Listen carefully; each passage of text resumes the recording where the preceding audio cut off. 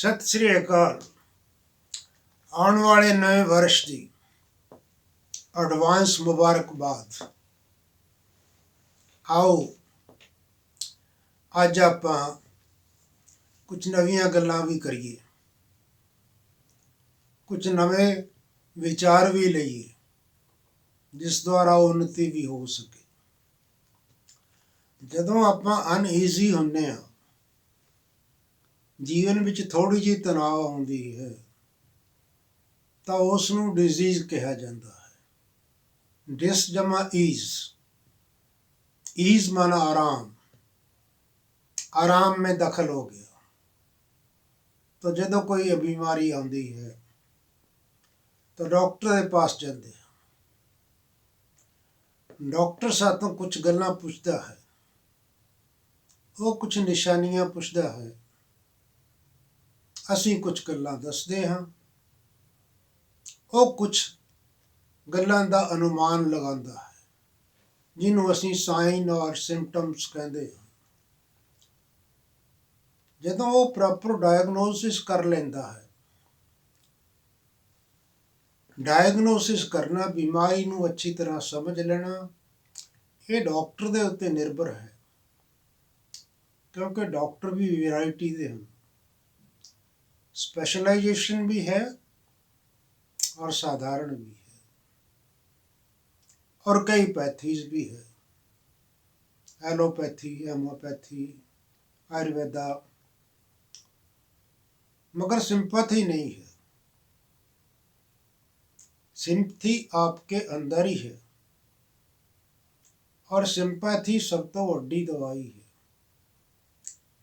इस वास्ते कहा गया है, कर लो सेहत अपनी मुट्ठी विच, क्यों अपना कंट्रोल दूजे दे हथ च देईए। उस तो पहला ही असीं कई चीज़ां दा परहेज भी कर लईए। पहला कहा जाता सी कि मैडिसन, डाइट नूं मन्निया जाता सी कि आहार जो है वो मैडिसन का काम करता है। अज भी नैचुरोपैथी दे विच कई गल्लां दस्सियां जांदियां हन कि असीं नेचर दे नाल रहीए, क्योंकि साडी जिहड़ी ओरिजिनल नेचर है वो शांति है, पवित्रता है, आनंद है। असीं ज़्यादा देर तनाव विच या गुस्से विच नहीं रह सकते। किन्नी देर गुस्सा करांगे? फिर जदों साडे जीवन दे अंदर एक खास चीज़ जिहड़ी मैं पहला वर्णन कर चुकिया हाँ, वो है ह्यूमैनिटी।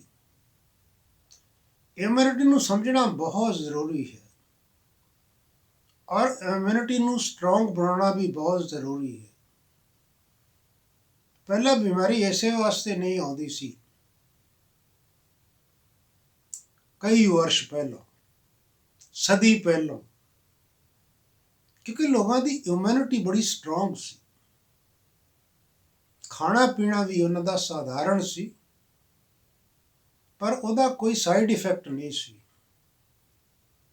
अज दस्सिया जाता है कि खाण पीण दे विच भी अनेक खामियां हन, जिन्हां द्वारा साडी सेहत कमज़ोर हो रही है, और साडी इम्यून सिस्टम बहुत ही कमज़ोर हो गया। अज मैं कुछ गल्लां दे उत्ते रोशनी पावांगा कि जदों साडी इम्यूनिटी कमज़ोर हो जाती है तां की हुंदा है, तां बीमारी दे कीटाणु साडे ते अटैक करदे हन। वो साडे किसी भी ऑर्गन नूं ग्रिप कर लेंदे हन, और जदों साडे मन च तनाव आउंदा है, बीमारी भयानक रूप नहीं लैंदी। तनाव नूं घट करन वास्ते असीं कुछ मादक पदार्थां दा प्रयोग करदे हां, जिन्हां विच सब तो वड्डी चीज़ है कि पंजाब दे विच तां मैं देखिया है कि जो ਮੈਜੋਰਿਟੀ ਹੈ ਉਹ ਸ਼ਰਾਬ ਦਾ ਥੋੜਾ ਪ੍ਰਯੋਗ ਜ਼ਿਆਦਾ ਕਰਦੇ ਹਨ।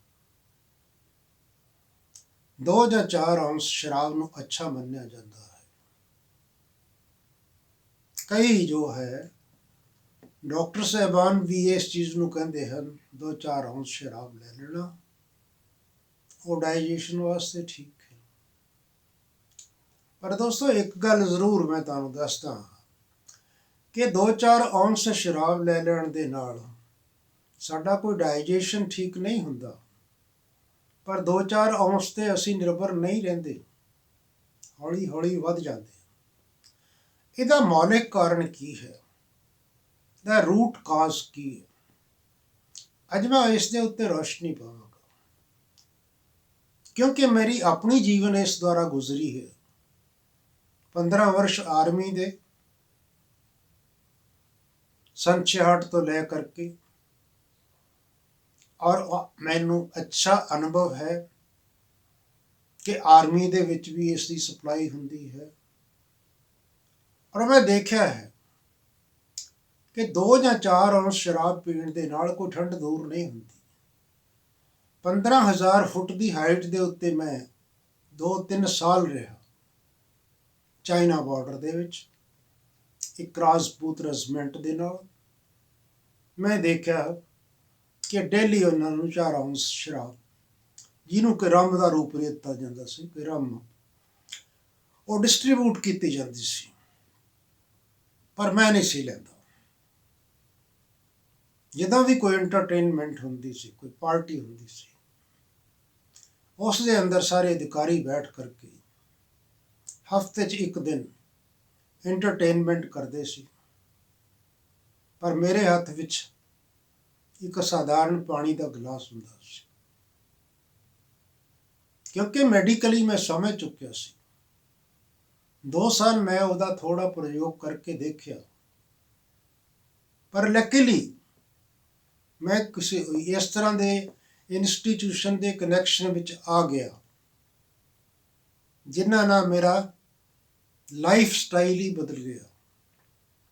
ਦੇਖੀਏ, ਆਪਾਂ ਲਾਈਫ ਸਟਾਈਲ ਨੂੰ ਬਦਲਣ ਦੀ ਕੋਸ਼ਿਸ਼ ਕਰਦੇ ਹਾਂ, ਪਰ ਲਾਈਫ ਨੂੰ ਬਦਲਣਾ ਹੈ, ਨਾ ਕਿ ਬਾਡੀ ਨੂੰ ਬਦਲਣਾ ਹੈ।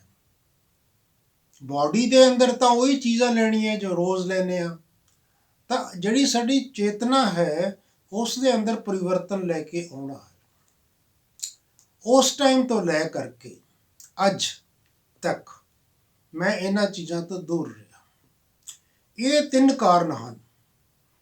ਪਹਿਲਾ ਕਾਰਨ ਤਾਂ ਇਹ ਹੈ ਕਿ ਸਾਡਾ ਜੈਨੇਟਿਕ ਇਫੈਕਟ। ਜੈਨੇਟਿਕ ਇਫੈਕਟ ਕੀ ਹੁੰਦਾ ਹੈ? ਜੈਨੇਟਿਕ ਇਫੈਕਟ ਦਰਅਸਲ ਦੇ ਵਿੱਚ ਸਾਨੂੰ ਸਾਡੇ ਫਾਦਰ, ਗ੍ਰੈਂਡਫਾਦਰ, ਫੋਰਫਾਦਰ ਤੋਂ ਆਉਂਦਾ ਹੈ, ਕਿਉਂਕਿ ਇਹ ਬਾਡੀ ਜਿਹੜੀ ਹੈ ਇਹ ਜੈਨੇਟਿਕ ਬਾਡੀ ਹੈ, ਔਰ ਜੈਨੇਟਿਕ ਬਾਡੀ ਜਨਰੇਸ਼ਨ ਦੇ ਦੁਆਰਾ ਹੀ ਚੱਲਦੀ ਹੈ। ਔਰ ਦੂਸਰੀ ਚੀਜ਼ ਆ ਸਾਡੀ ਪਰਸਨੈਲਿਟੀ, ਕਿ ਸਾਡੀ ਜਿਹੜੇ ਐਟੀਟਿਊਡ ਹੈ, ਸਾਡੇ ਜਿਹੜਾ ਦ੍ਰਿਸ਼ਟੀਕੋਣ ਹੈ, ਸਾਡੀ ਜਿਹੜੀ ਲੋਕਾਂ ਦੇ ਅੰਦਰ ਵਿਵਹਾਰ ਕਰਨ ਦਾ, ਸੁਸਾਇਟੀ ਵਿੱਚ ਰਹਿਣ ਦਾ, ਪਾਰਟੀਆਂ ਵਿੱਚ ਜਾਣ ਦਾ, ਦੋਸਤਾਂ ਨਾਲ ਮਿਲਣ ਦਾ, ਕਿਉਂਕਿ ਇਨਸਾਨ ਇੱਕ ਸਮਾਜਿਕ ਪ੍ਰਾਣੀ ਹੈ ਜੋ ਸਮਾਜ ਦੇ ਅੰਦਰ ਹੀ ਰਹਿ ਸਕਦਾ ਹੈ। ਔਰ ਕਈ ਵਾਰੀ ਸਾਡੇ ਦੋਸਤਾਂ ਦਾ ਇਨਫਲੂਐਂਸ ਵੀ ਸਾਡੇ ਉੱਪਰ ਹੋ ਜਾਂਦਾ ਹੈ। ਅਸੀਂ ਨਹੀਂ ਚਾਹੁੰਦੇ, ਕਈ ਵਾਰੀ ਸਾਡੀ ਚੇਤਨਾ ਨਹੀਂ ਮੰਨਦੀ। ਇਹ ਚੀਜ਼ ਮੇਰੇ ਨਾਲ ਵੀ ਵਾਪਰੀ ਸੀ, ਕਿਉਂਕਿ ਮੈਂ ਇਹ ਤੋਂ ਪਰਹੇਜ਼ ਕਰਦਾ ਸੀ ਬਿਲਕੁਲ ਹੀ, ਜਨਮ ਤੋਂ ਲੈ ਕਰਕੇ। ਮੇਰੇ ਫਾਦਰ ਵੀ ਇਸ ਚੀਜ਼ ਤੋਂ ਬਹੁਤ ਦੂਰ ਸੀ, ਪਰ ਮੇਰੇ ਇੱਕ ਦੋਸਤ ਨੇ ਮੈਨੂੰ ਕਿਹਾ ਕਿ ਦੇਵਤਾ ਵੀ ਇਹ ਚੀਜ਼ ਕਰਦੇ ਸੀ, ਪਰ ਉਹਨਾਂ ਦਾ ਨਾਂ ਹੋਰ ਸੀ। ਉਹ ਸੋਮਰਸ ਪੀਂਦੇ ਸੀ ਤੇ ਆਪਾਂ ਥੋੜਾ ਜਿਹਾ ਇਹ ਲੈਨੇ ਆ। ਤਾਂ ਉਸ ਟਾਈਮ ਮੈਨੂੰ ਇੰਨੀ ਸਮਝ ਨਾ ਹੋਣ ਕਰਕੇ ਮੈਂ ਕਿਹਾ ਇਹ ਵੀ ਗੱਲ ਠੀਕ ਹੈ, ਇਹਦਾ ਟੇਸਟ ਕਰਕੇ ਦੇਖੀਏ। ਮੈਂ ਸ਼ੁਰੂ ਕਰ ਦਿੱਤੀ। 2 ਸਾਲ ਤੱਕ 2 ਔਂਸ ਲੈਂਦੇ ਰਹੇ ਸ਼ਾਮ ਦੇ ਟਾਈਮ, ਹਾਈ ਐਲਟੀਚਿਊਡ ਦੇ ਉੱਤੇ ਸੀ। ਪਰ ਆਖਰ ਜਦੋਂ ਕਿਸੇ ਕਨੈਕਸ਼ਨ ਵਿੱਚ ਆਏ ਤਾਂ ਅੰਦਰ ਦੀ ਸਮਝ ਮਿਲੀ ਕਿ ਸ਼ਰਾਬ ਦਰਅਸਲ ਦੇ ਵਿੱਚ ਥੋੜ੍ਹੀ ਗਿਣਤੀ ਵਿੱਚ ਅਸੀਂ ਨਹੀਂ ਲੈਂਦੇ, ਫਿਰ ਅਸੀਂ ਹੌਲੀ ਹੌਲੀ ਵਧਾ ਦਿੰਦੇ ਹਾਂ। ਔਰ ਵਧਣ ਦੇ ਨਾਲ ਸਾਨੂੰ ਕੀ ਨੁਕਸਾਨ ਹੁੰਦੇ ਹਨ, ਔਰ ਪਰਸਨੈਲਿਟੀ ਫੈਕਟਰ ਸਾਡੇ ਕੰਮ ਕਰਦੇ ਹਨ, ਲਾਈਫ ਸਟਾਈਲ ਸਾਡਾ ਕੰਮ ਕਰਦਾ ਹੈ, ਔਰ ਸਭ ਤੋਂ ਵੱਡੀ ਚੀਜ਼ ਜਿਹੜੀ ਹੈ ਉਹ ਸਟ੍ਰੈਸ ਐਂਡ ਸਟ੍ਰੇਨ, ਜੀਵਨ ਦੇ ਵਿੱਚ ਤਣਾਅ ਦਾ ਆਉਣਾ। ਅਸੀਂ ਕਈ ਵਾਰੀ ਸੁਸਾਇਟੀ ਵਿੱਚ ਜਾਂਦੇ ਹਾਂ ਤਾਂ ਕਈ ਸਾਨੂੰ ਐਡਵਾਈਸ ਕਰ ਦਿੰਦੇ ਹਨ ਕਿ ਥੋੜ੍ਹੀ ਜਿਹੀ ਸ਼ਰਾਬ ਲਓ ਤਾਂ ਤਣਾਅ ਖਤਮ ਹੋ ਜਾਂਦਾ ਹੈ। ਪਰ ਤਣਾਅ ਇਸ ਤਰ੍ਹਾਂ ਦੀ ਚੀਜ਼ ਨਹੀਂ ਹੈ। ਤਣਾਅ ਅੰਦਰ ਤੋਂ ਸ਼ੁਰੂ ਹੁੰਦਾ ਹੈ, ਮਨ ਦੇ ਵਿਚਾਰਾਂ ਤੋਂ ਸ਼ੁਰੂ ਹੁੰਦਾ ਹੈ, ਔਰ ਕੁਝ ਦੇਰ ਵਾਸਤੇ ਦਬ ਜਾਂਦਾ ਹੈ, ਆਰਾਮ ਦਿੰਦਾ ਹੈ, ਪਰ ਫਿਰ ਉਹੀ ਚੀਜ਼ ਹੁੰਦੀ ਹੈ। ਸ਼ਾਮ ਨੂੰ ਲਓ ਤਾਂ ਸਵੇਰੇ ਨੂੰ ਉਹੀ ਤਣਾਅ। ਅਸੀਂ ਕੰਟੀਨਿਊਸ ਤਾਂ ਕੋਈ ਚੀਜ਼ ਵੀ ਲੈ ਨਹੀਂ ਸਕਦੇ।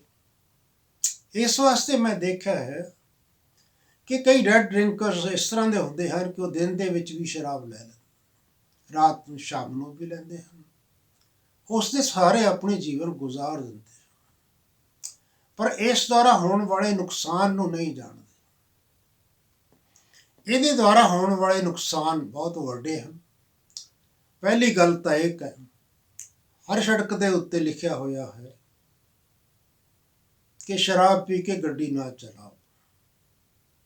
ਐਕਸੀਡੈਂਟ ਹੋਣ ਦਾ ਮੁੱਖ ਕਾਰਨ ਜਿਹੜਾ ਹੈ ਉਹ ਬੰਦੇ ਦੀ ਮੈਮੋਰੀ ਹੈ, ਬੰਦੇ ਦੇ ਥਾਟ ਸਿਸਟਮ ਹੈ, ਉਹਨਾਂ ਦੇ ਉੱਤੇ ਇਹ ਇਫੈਕਟ ਕਰਦੀ ਹੈ। ਸਾਡਾ ਬ੍ਰੇਨ ਇੱਕ ਸੁਪਰ ਕੰਪਿਊਟਰ ਹੋਣ ਦੇ ਕਾਰਨ ਅਸੀਂ ਇਸ ਦੇ ਅੰਦਰ ਮੈਮੋਰੀ ਨੂੰ ਫੀਡ ਕਰ ਦਿੰਦੇ ਹਾਂ, ਔਰ ਬ੍ਰੇਨ ਦੇ ਅੰਦਰ ਇਸ ਤਰ੍ਹਾਂ ਦੇ ਸੈਂਟਰਸ ਹਨ ਜਿਹੜੇ ਸਾਨੂੰ ਇਹਨਾਂ ਚੀਜ਼ਾਂ ਤੋਂ ਮਤਲਬ ਸਾਨੂੰ ਇੰਡੀਕੇਟ ਕਰਦੇ ਹਨ ਕਿ ਇਸ ਟਾਈਮ ਟਰਨ ਕਰਨ ਦੀ ਜ਼ਰੂਰਤ ਹੈ, ਇਸ ਟਾਈਮ ਇਸ ਤਰ੍ਹਾਂ ਕਰਨ ਦੀ ਜ਼ਰੂਰਤ ਹੈ। ਉਹ ਸਾਨੂੰ ਸਮੇਂ-ਸਮੇਂ ਦੇ ਉੱਤੇ ਇਸ਼ਾਰੇ ਕਰਦੇ ਹਨ। ਉਹ ਸੈਂਟਰਾਂ ਦੇ ਉੱਤੇ ਇਸ ਦਾ ਇਫੈਕਟ ਹੁੰਦਾ ਹੈ। ਅਗਲੇ ਐਪੀਸੋਡ ਦੇ ਵਿੱਚ ਮੈਂ ਤੁਹਾਨੂੰ ਇਹਦੇ ਵੱਡੇ ਨੁਕਸਾਨਾਂ ਦਾ ਵੀ ਵਿਵਰਣ ਕਰਾਂਗਾ ਤਾਂ ਕਿ ਅਸੀਂ ਆਪਣੇ ਇਹਨਾਂ ਚੀਜ਼ਾਂ ਤੋਂ ਬਚ ਜਾਈਏ। ਇਸ ਦੇ ਨਾਲ ਹੀ ਮੈਂ ਅੱਜ ਵਿਰਾਮ ਦਿੰਦਾ ਹੋਇਆ ਛੁੱਟੀ ਕਰ ਲੈਂਦਾ ਹਾਂ। ਸਤਿ ਸ੍ਰੀ ਅਕਾਲ, ਫਿਰ ਮਿਲਾਂਗੇ।